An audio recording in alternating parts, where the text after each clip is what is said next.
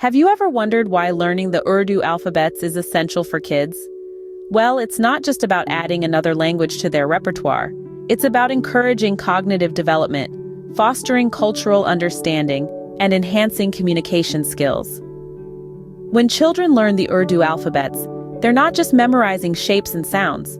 They're engaging their minds in different ways, exercising their memory, recognition, and comprehension skills.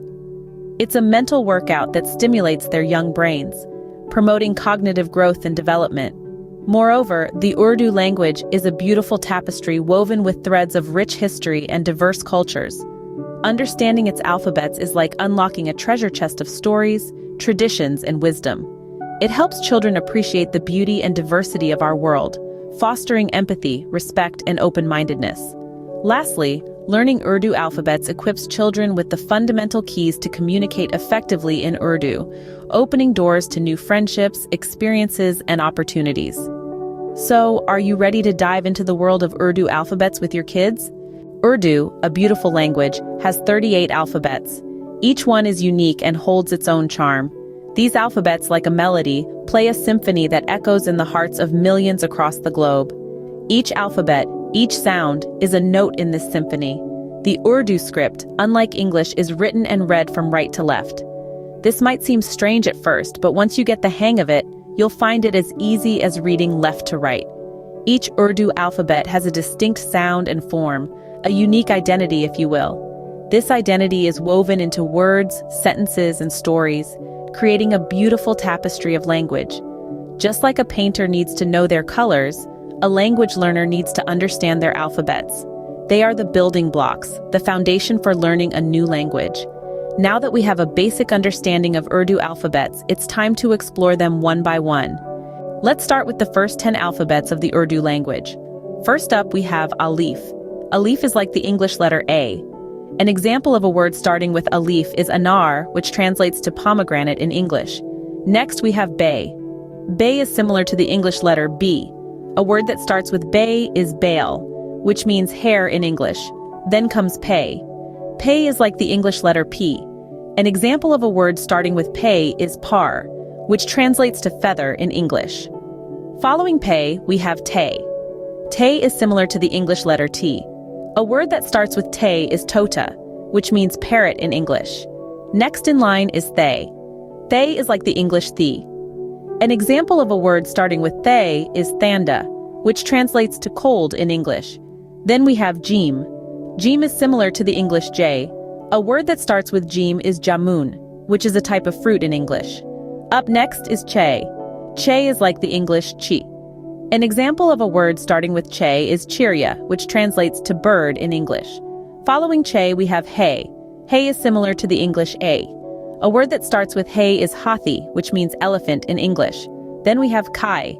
Kai is like the English Ka. An example of a word starting with Kai is Kargosh, which translates to rabbit in English. Last but not least, we have Dal. Dal is similar to the English D.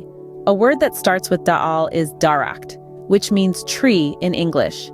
Great job on learning the first 10 alphabets. But don't worry, the fun doesn't stop here. Are you ready to learn the next batch of Urdu alphabets? Brilliant, let's dive right in. Our first letter today is Seen. It's a soft sound, almost like the English S. You'll find it in words like salam, which means hello. Isn't that interesting? Next up, we have Sheen. It's a shushing sound, like the H in ship. It's used in words like shukriya or thank you. Remember to say it softly like you're telling a secret. Moving on, we're now at Swad. This one is a bit tricky. It's a deep, heavy S sound. Think of it as a strong, forceful whisper. You'll find it in words like Sauda, which means trade. Our fourth letter for today is Zuad. It's like Swad, but with a Z sound. It's used in words like zarurat, or necessity. Next, we have Toain. It's a heavy T sound, almost like the English T in tug. You'll find it in words like tartib, which means arrangement. The sixth letter is Zoain. It's a heavy Z sound, much like the English Z in zoo. It's used in words like zamin, or earth.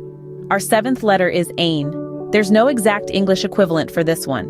It's a unique sound that comes from deep in your throat. You'll find it in words like which means mango. Next, we have Gain. It's a gargling sound like the French R. It's used in words like gazel. a form of Urdu poetry. Our penultimate letter is fe. It's a soft F sound like the English F in fun. You'll find it in words like fruit, which is the same in English and Urdu. And finally, we have kaf. It's a strong guttural K sound. It's used in words like kalam, which means pen. Congratulations, you've just learned another 10 Urdu alphabets. Let's keep going.